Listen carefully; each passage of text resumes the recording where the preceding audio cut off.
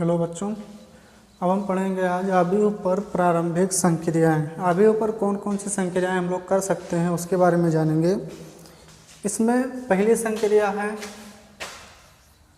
कि अगर मान लो कोई आव्यूह लिखा है a बराबर 1 2 3 4 5 6 7 8 9, ठीक है। तो इस आव्यूह पे हम किसी दो रो को आपस में इंटरचेंज कर सकते हैं, बदल सकते हैं, या किसी दो कॉलम को आपस में बदल सकते हैं। मान लो हमने कर दिया R1 को R2 में कर दिया और R2 को वापस से R1 में कर दें, तो क्या होगा, ये इज इक्वल्स टू, देखो R1 को R2 में कर दिया मतलब इस R1 को नीचे ले आए, तो ये कितना हो गया 1 2 3, और R2 को वापस से R1 में कर दिया मतलब 4 5 6 ऊपर कर देंगे, और R3 जो है ऐसे लिखते हैं 7 8 9। तो इससे कोई फ़र्क नहीं पड़ेगा कि हम R1 को R2 में कर रहे हैं या R2 को R1 में कर रहे हैं, उससे कोई दिक्कत नहीं होगी, आव्यूह वही का वही बना रहेगा।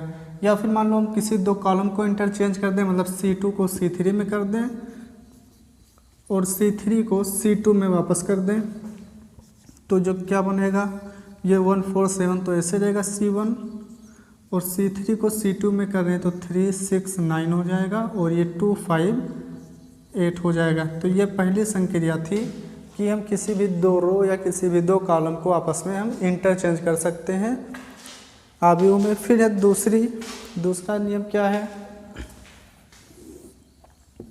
मान लो कोई लिखा है आव्यूह लिखा है B बराबर 1 2 3 4 5 6, ठीक है। तो इसमें क्या है कि अगर मान लो हम किसी एक रो में किसी नॉन जीरो नंबर से गुणा कर रहे हैं, मतलब किसी शून्योत्तर नंबर से गुणा करें, मतलब जो शून्य ना हो कोई भी नंबर हो, तो क्या मान लो हमने कर दिया कि R1 में हम लोग करना चाह रहे हैं 5 से गुणा, तो 5 R1 कर देंगे। तो उसको इस तरह से लिखा जाता है कि हम R1 में 5 से गुणा कर दे रहे हैं, तो क्या बनेगा आव्यूह, तो R1 में मतलब R1 के पूरे अवयव में गुणा होगा, तो 5 से गुणा करोगे तो 5, और 5 से इसमें गुणा करोगे तो 10, और 5 से इसमें गुणा करोगे तो 15, और नीचे वाला ऐसे रहेगा क्योंकि हम नीचे वाले में कुछ नहीं कर रहे हैं, ठीक है। ऐसे किसी कॉलम में गुणा करना हो किसी नंबर से, तो यहाँ पे कितना मान लो लिखा हमने कि C2 में हम कर रहे हैं 7 से गुणा, ठीक है। तो C2 में 7 से गुणा करने पर कैसा आव्यूह बनेगा, B इज इक्वल्स टू, देखो C1 तो ऐसे रहेगा 1 4, और C2 में 7 से गुणा कर दो, 7 दूनी 14 और 7 5 35 हो जाएगा, और C3 ऐसे का ऐसे ही रहेगा, ठीक है।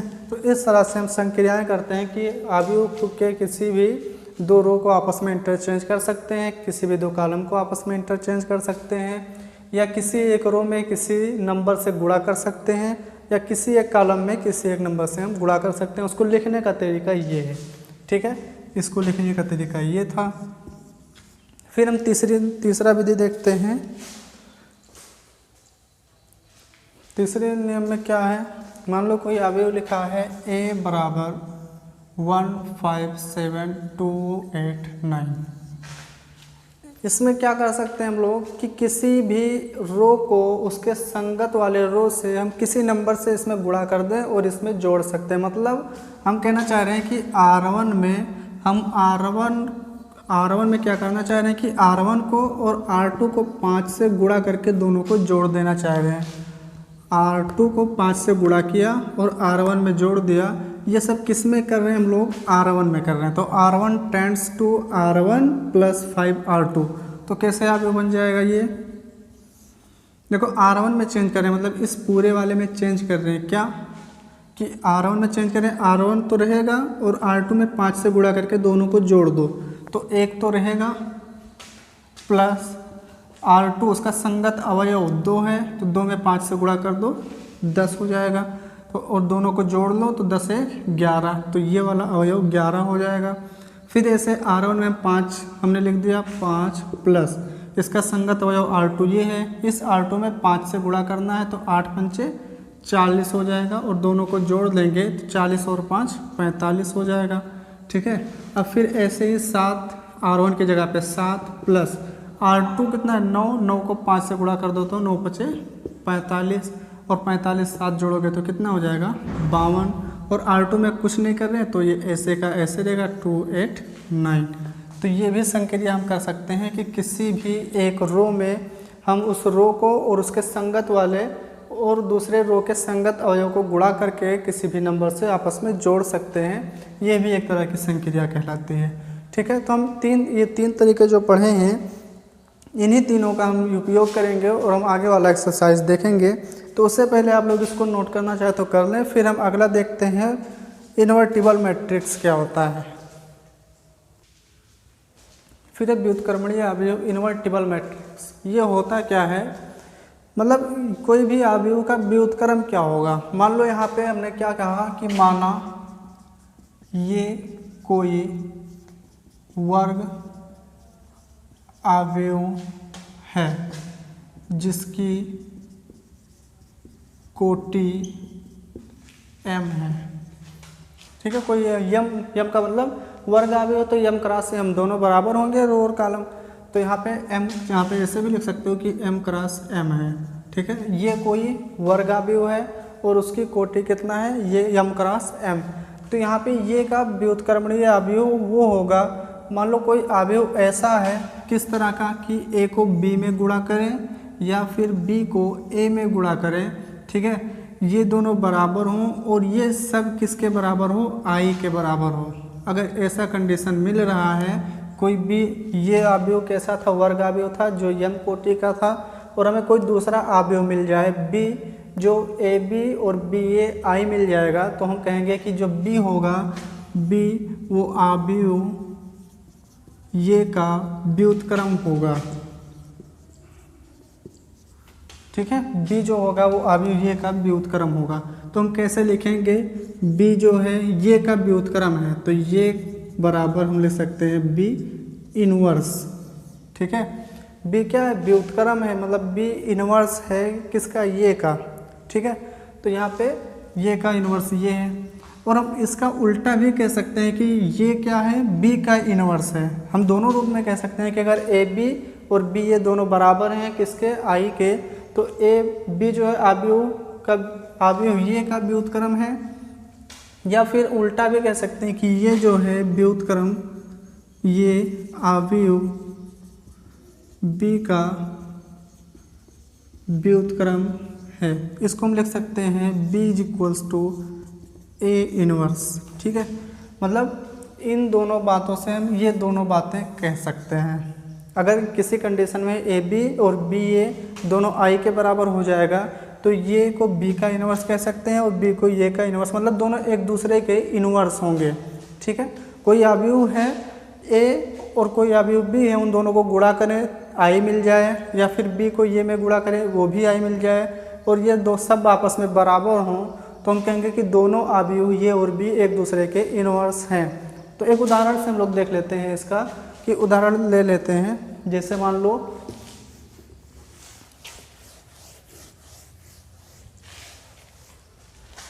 इसकी क्या परिभाषा थी कि व्युत्क्रम होगा कब, जब ab बराबर ba बराबर i मिल जाए। ठीक है, मान लो हमने कोई अवयव लिया ये बराबर 2 3 और यहाँ पे 1 2, और यहाँ पे हमने कोई अवयव लिया b बराबर 2 -3 -1 और 2।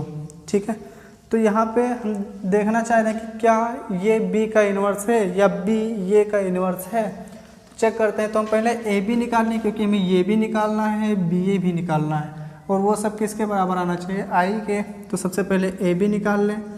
ए बी मतलब 2 3 है, फिर 1 2 है, और बी कितना है 2 -3 -1 2। गुणा कर लो, कैसे करते हैं, ये वाला इस पे आता है तो 2 दूनी 4 प्लस 1 को -3 से गुणा करोगे तो -3, और फिर यही वाला इस पे आ जाएगा तो 2 1 के -2, और 1 को 2 से गुणा करोगे तो 2 ही हो जाएगा। और फिर ये नीचे वाला इस पे आएगा तो 3 दूनी 6 प्लस 2 को -3 से गुणा करोगे तो -6 हो जाएगा। और ऐसे ही 3 2 इस पर आएगा एक बार, तो 3 किसके पास जाएगा, -1 के पास, तो -3 प्लस 2 दूनी 4 हो जाएगा। तो कितना बचा ये देखो 1 बचेगा, ये कितना बचा 0, ये भी 0, और ये कितना बचा 1। और ये है क्या, जिसके डायगोनल 1 हो बाकी सब 0 हो, उसको कहा जाता है आइडेंटिटी मैट्रिक्स आई। तो ए बी का मान कितना आ गया, आई आ गया। अब हमें दूसरा काम क्या करना है, बी ए निकालना है। तो बी ए कितना होगा, देखो बी का मतलब है 2 - 3 और -1 2, और ए का मतलब कितना है 2 1 3 2। अब गुणा कर लेते हैं, तो 2 - 1 एक बार इस पे आएगा तो 2 दूनी 4, प्लस -1 3 से गुणा होगा तो -3, और फिर 2 1 से गुणा होगा तो 2, और -1 2 से गुणा होगा तो -2 हो जाएगा।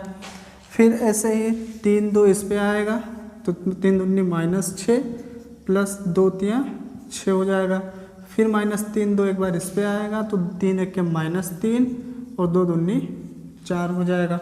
तो इसको जब हल करोगे तो ये कितना आएगा 1, ये 0, ये 0 और ये 1। तो ये किसके बराबर आया, आई के, मतलब बी ए बराबर भी कितना आ गया, आई के। ठीक है, तो अगर हम इस समीकरण को देखें पहला और समीकरण नंबर 2, तो दोनों से हम क्या कह सकते हैं कि ए बी भी आई आया, बी ए भी आई आया। तो समीकरण 1 और 2 से फ्रॉम 1 and 2 हमें मिल गया ए बी बराबर बी ए बराबर आई। ठीक है, तो यहाँ पे हमें ये कंडीशन मिल गया। मतलब क्या होगा कि अवयव ये जो है वो बी का इन्वर्स होगा, या फिर जो बी अवयव है वो ये का इन्वर्स होगा। मतलब हम दोनों एक दूसरे के इन्वर्स होंगे। तो हम इस बात को ऐसा लिख सकते हैं क्या, कि ए बराबर बी इन्वर्स या बी बराबर ए इन्वर्स। ठीक है, मतलब दोनों एक दूसरे के इन्वर्स होंगे। तो एक लाइन नीचे आप लोग लिख लेना, अतः ये और बी व्युत्क्रमणीय अवयव हैं, व्युत्क्रमणीय अवयव है। मतलब ये बी का इन्वर्स होगा, बी ए का इन्वर्स होगा, दोनों एक दूसरे के इन्वर्स होंगे। ठीक है, तो ये तरीका था व्युत्क्रमणीय अवयव निकालने का। फिर ऐसे ही आप लोग सवाल करेंगे। अब हम कुछ प्रमेय करते हैं इसके आगे। फिर प्रमेय नंबर 3 कह रहा व्युत्क्रम अवयव की अद्वितीयता, मतलब यूनिकनेस। किसी वर्ग अवयव का व्युत्क्रम अवयव यदि उसका अस्तित्व है तो वो अद्वितीय होता है। मतलब कि किसी अवयव, मान लो कोई अवयव ये है तो इसका कोई इन्वर्स है बी। ठीक है, कोई व्युत्क्रम बी है तो किसी भी एक अवयव का केवल और केवल एक ही व्युत्क्रम होता है। मतलब एक अवयव का केवल और केवल एक ही इन्वर्स होगा, दूसरा इन्वर्स नहीं होगा। तो हमें यही सिद्ध करना है कि वो अद्वितीय होता है, मतलब अकेला होता है। एक अवयव का केवल और केवल एक व्युत्क्रम होता है। तो हमने मान लिया क्या, कि माना कोई अवयव, माना कोई वर्ग अवयव ये है। ठीक है, तो ये है, तो और इसका कहा कि तथा ये के 2 व्युत्क्रम हैं। हमें सिद्ध करना है कि ये का केवल और केवल एक व्युत्क्रम होता है, लेकिन हम इसका उल्टा मान के चल रहे हैं कि ये कोई वर्ग अवयव है और उसके 2 व्युत्क्रम हैं। तो 2 व्युत्क्रम कौन से हैं, 2 व्युत्क्रम बी और सी हैं।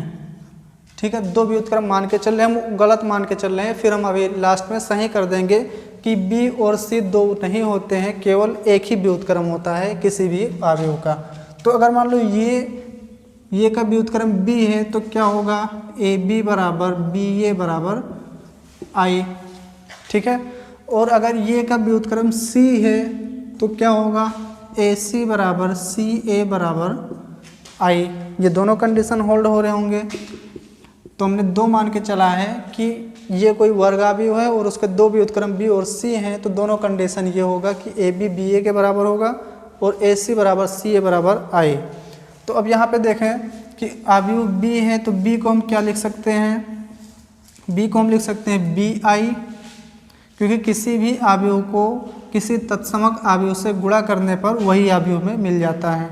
ठीक है, तो बी बराबर बी आई हम लोग लिख सकते हैं। अब इसको क्या लिख सकते हैं, बी आई को क्या लिख सकते हैं, ए सी लिख सकते हैं। यहाँ पे ए सी लिख दिया। ठीक है। और यहाँ पे b को ऐसे लिख सकते हैं, कहाँ से, समीकरण नंबर 2 से, कि AC I के बराबर है। और हम जानते हैं कि अवयव को A B C, कोई अवयव A को B में गुणा करें फिर से में गुणा करें, या फिर B C को पहले गुणा करें फिर ये में गुणा करें, ये बराबर होता है। मतलब कम्यूटेटिव एसोसिएटिव प्रॉपर्टी लगाएंगे। तो यहाँ से BA को गुणा करें फिर C को गुणा करें, ये दोनों आपस में बराबर हो जाएगा, ठीक है। अब यहाँ से देखें कि BA का मतलब क्या है, I है, तो यहाँ पे I हमने लिख दिया इंटू C लिख दिया। और किसी भी अवयव को तत्समक से गुणा करोगे तो हमें वही अवयव मिल जाएगा, मतलब C। तो यहाँ पे हम क्या देख रहे हैं कि B बराबर C मिल गया। इसका मतलब B और C दोनों आपस में बराबर हैं। और हमने क्या मान के चला था कि ये के दो व्युत्क्रम अवयव थे, दो इनवर्स थे, कौन कौन से, B और C। लेकिन हम देख रहे हैं कि यहाँ पे B और C बराबर है, मतलब एक ही अवयव है। जो व्युत्क्रम दो थे वो दो नहीं बल्कि एक ही था, ये का केवल और केवल एक ही व्युत्क्रम है। तो इसी तरह से हमने सिद्ध कर दिया कि किसी भी वर्ग अवयव के दो व्युत्क्रम नहीं होते हैं, वो एक ही व्युत्क्रम होता है, वो बराबर होता है कहीं ना कहीं, ठीक है। तो इस तरह से इसका प्रूफ हो गया कि किसी वर्ग अवयव का केवल और केवल एक ही व्युत्क्रम होता है, ठीक है। फिर अगला थ्योरम है कि कोई A और B इन्वर्टिबल मैट्रिक्स हैं। मान लो कि थ्योरम नंबर 4,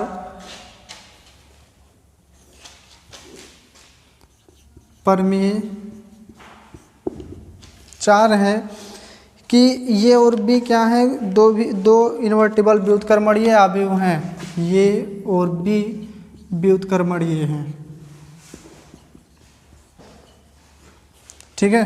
तो कह रहा सेम ऑर्डर के हैं, मतलब अगर ये 3 क्रॉस 3 का है तो ये भी 3 क्रॉस 3 का है। तो हम इसको लिख सकते हैं कि AB का इनवर्स बराबर B इनवर्स A इनवर्स, ठीक है। तो इस तरह से ये प्रमेय आप लोग सिद्ध कर लेंगे।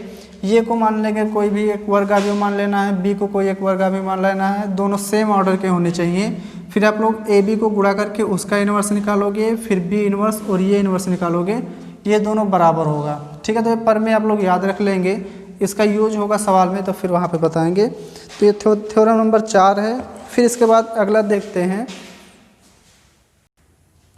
फिर एग्जाम्पल नंबर 23 कह रहा है इसमें प्रारंभिक संक्रियाओं के प्रयोग द्वारा अवयव ये बराबर 1 to 2 - 1 का व्युत्क्रम कितना होगा। कोई अवयव दे रखा है ये, इसका व्युत्क्रम कितना होगा। जो भी हम लोग प्रारंभिक संक्रियाएं देख चुके थे, तीन नंबर था, उसी का उपयोग करके हमें ये निकालना है कि इसका व्युत्क्रम क्या होगा। तो सबसे पहले इसका तरीका क्या है उसको देखेंगे कि जो भी अवयव दिया होगा उसको हम A बराबर IA के रूप का लिखेंगे, ठीक है। मतलब ये बराबर IA के रूप का लिखना है। फिर उसके बाद में हम इसमें संक्रियाएं लगाते जाएंगे इस पूरे अवयव में। और कैसे करना है कि इधर जब तक I न मिल जाए हम उस संक्रियाओं को बार बार लगाते रहेंगे, और जो जब इधर I मिल जाएगा तो इधर जो अवयव मिलेगा वो उसका व्युत्क्रम कहलाएगा। तो अभी हम सवाल से देखते हैं कि हमने क्या लिखा कि जो भी अवयव दे रखा है उसको हम ये बराबर IA के रूप का लिखते हैं। तो लिख लें। तो ये का मतलब क्या है, यहाँ पे 1 2 2 -1 बराबर I का मतलब कितना है, I तो वर्ग, I तो तत्समक अवयव होता है, 1 0 0 1 मतलब वर्ग अवयव, डायगोनल एलिमेंट 1 होते हैं, बाकी सब 0 होते हैं। यहाँ पर ये को हम ये ऐसे ही लिखा रहने देते हैं, क्योंकि ये में कुछ करना नहीं है, ये ऐसे हमेशा रहेगा, उससे कोई मतलब नहीं है। फिर यहाँ पे ये बराबर IA हमने लिखा, तो हमें क्या करना है, इसमें ऐसी संक्रियाएं लगानी है कि ये जो 1 0 0 1 है वो इसमें आ जाए। मतलब 1 तो ठीक है, इसको 0 बनाना है, इसको 0 बनाना है, इसको 1 बनाना है। तो किस तरह से बनाया जाए, तो हम लोग अभी पढ़े प्रारंभिक संक्रिया क्या था कि किसी दो रो को हम जोड़ सकते हैं आपस में, किसी भी नंबर से गुणा करके दूसरे रो में जोड़ सकते हैं। तो उसी से हम लोग निकालेंगे। करना क्या है, यहाँ पे 1 है, यहाँ पे 0 लाना है, यहाँ पे 0 लाना है, यहाँ पे 1 लाना है, क्योंकि हमें इसे I बनाना है इधर वाले को, ठीक है। तो इसको 0 कैसे बनाएं, देखो ये R2 में है, तो R2 वाले को हम क्या करना चाह रहे हैं, इसको 0 बनाना चाह रहे हैं। तो 2 में से अगर हम इस R1 को 2 से गुणा कर दें, ठीक है, R2 में हम चेंज कर रहे हैं कि अगर हम इसको 2 से गुणा कर दें और इसमें से इसको घटा दें तो ये 0 हो जाएगा। मतलब R2 में से हम घटा दें R1 को 2 से गुणा करके, ठीक है। तो क्या बन जाएगा नया वाला अवयव। R1 में तो कुछ करना नहीं है क्योंकि हम R2 में जो भी कर रहे हैं R2 में कर रहे हैं, तो यहाँ पे 1 2 ऐसे रहेगा। और R2 में चेंज कर रहे हैं, क्या कर रहे हैं कि R2 में से मतलब 2 में से इस R1 को 2 से गुणा कर दो और उसको आपस में घटा दो, तो कितना आ गया 0 हो जाएगा। फिर ऐसे ही इसमें भी होगा, R2 की जगह पे -1 और माइनस R1 को 2 से गुणा कर दो, तो इसका संगत अवयव ये है, इसमें 2 से गुणा कर दो, R1 में 2 से गुणा कर दो, 2 दूनी 4 हो जाएगा। तो -1 और -4 कितना आया -5, तो यहाँ पे हमने -5 लिख दिया बराबर। अब इधर वाले अवयव में जब गुणा हुआ है, ये चेंजेस किए हैं, तो इसमें भी चेंजेस होगा। तो कैसे होगा, R1 में कुछ नहीं हुआ तो 1 0 ऐसे रहेगा। और R2 में क्या कर रहे हैं, R1 को 2 से गुणा कर दो, तो R1 को 2 से गुणा किया तो 2 हो गया, और R2 में से घटा दिया, मतलब 0 में से घटा दिया, तो 0 में से 2 गया तो -2। बिल्कुल सेम ऐसे यहाँ R2 की जगह पे 1 है, 1 माइनस R1 को 2 से गुणा कर दो, मतलब इसका संगत अवयव ये है, तो इसमें 2 से गुणा कर दो तब भी 0 रहेगा, और उसको आपस में घटा दें तो कितना आएगा 1, तो यहाँ पे हो जाएगा 1 इंटू ये ऐसे ही रहेगा, ठीक है। फिर अब हम यहाँ पे तो 1 0 बना ले गए, अब इसको यहाँ पे 0 बनाना है, तो कैसे बनाएंगे 0, ठीक है। तो इसको 0 बनाने के लिए क्या कर दें, क्योंकि हमें यहाँ पे I वाला चाहिए, तो देखो हम R1 में अब चेंजेस करना है हमें। R1 चाहो तो इसको पहले यहाँ पे 1 बना लो, क्योंकि यहाँ पे 1 0, यहाँ भी 1 चाहिए। तो अगर हम यहाँ पे R2 को चेंज कर दें किस में, -1/5 से गुणा कर दें, किसी भी नंबर से हम किसी भी रो या किसी भी कॉलम में गुणा कर सकते हैं, तो -1/5 से R2 में गुणा कर दे रहे हैं, तो कितना हो जाएगा, यहाँ पे पहले में तो कुछ कर नहीं रहे हैं, R2 में कर रहे हैं, तो 1 2, और इसमें -1/5 से गुणा करोगे 0 में तो 0 ही रहेगा, और इसमें -1/5 से गुणा करोगे तो ये 1 हो जाएगा बराबर। ये 1 0 R1 तो ऐसे रहेगा, और R2 में -1/5 से गुणा करोगे तो ये 2/5 हो जाएगा, और ये -1/5 आ जाएगा। अब ये 1 1 बन गया, ये 0 बन गया, अब इसको 0 बनाना है, मतलब R1 वाले को 0 बनाना है, तो कैसे बनाएंगे, R1 change into R1 minus 2R2, ठीक है।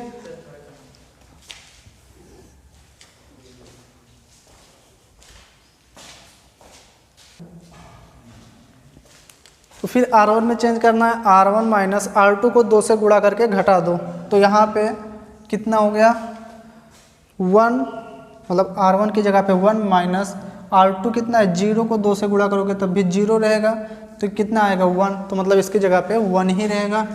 और यहाँ पे 2 है, R1 की जगह पे 2 माइनस R2, मतलब 1 को 2 से गुणा कर दो, 2 1 में 2, और इसको घटाओगे तो ये 0 हो गया। और यहाँ पे R2 में तो कुछ करना नहीं है, सिर्फ जो करना था R1 में करना था, तो R2 ऐसे सेम रहेगा 0 1 = इसमें भी वही काम होगा जो इसमें किए हो। तो देखो R1 की जगह पे 1 माइनस 2 इंटू R2 कितना है 2/5, तो कितना हो जाएगा 1 माइनस 4/5, ये कितना हो जाएगा 1/5, ठीक है। तो यहाँ पे हो गया 1/5। फिर यहाँ पे भी ऐसा काम होगा, R1 की जगह पे 0 माइनस 2, और R2 कितना है -1/5, तो ये कितना हो जाएगा माइनस माइनस प्लस हो जाएगा 2/5 आ जाएगा। और R2 में R2 तो सेम रहेगा 2/5 और -1/5 इंटू कितना था इधर ये। तो अब हम क्या लेके चले थे, ये बराबर IA, और हमें इधर क्या मिल गया I मिल गया। तो यहाँ पे जब I मिल जाएगा तो इधर जो अवयव मिलेगा ये हो जाएगा उस आप दिए गए अवयव का इन्वर्स, ठीक है, जिसको हम लोग कहते हैं ये। तो यहाँ पे हम A इन्वर्स कौन सा होगा, ये वाला अवयव हो जाएगा 1/5, 2/5, 2/5 और -1/5। तो ये का इन्वर्स ये वाला अवयव होता है। हम ये बराबर आई ये लेकर चलते हैं और जब इधर आई मिल जाएगा तो इधर वाला जो अवयव होगा वो उसका इन्वर्स हो जाएगा। ठीक है, तो इस तरह से आप लोग एक्सरसाइज का सवाल लगाएंगे।